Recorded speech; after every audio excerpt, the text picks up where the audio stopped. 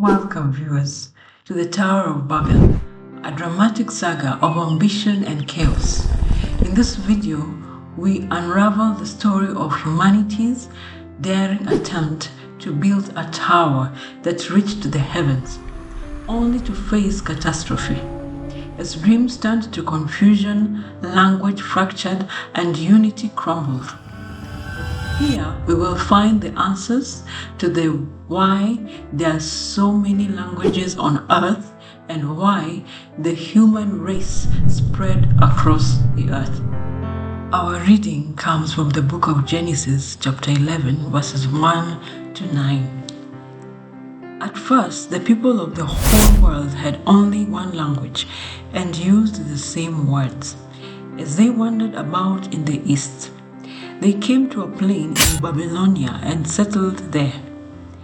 They said to one another, "Come on, let us make bricks and bake them hard." So they had bricks to build with and tar to hold them together. They said, "Now let's build a city with a tower that reaches the sky, so that we can make a name for ourselves and not be scattered all over the earth." Then the Lord came down to see the city and the tower which those men had built, and he said, "Now then, these are all one people, and they speak one language. This is just the beginning of what they are going to do. Soon they will be able to do anything they want. Let us go down and mix up their language, so that they will not understand one another." So the Lord scattered them all over the earth, and they stopped building the city. The city was called Babylon, because there the Lord mixed up the language of all the people, and from there he scattered them all over the earth. Amen. Life lessons that we learn from the Tower of Babel. 1. Importance of unity. Lesson is it is essential to have unity, because unity achieves great things in life.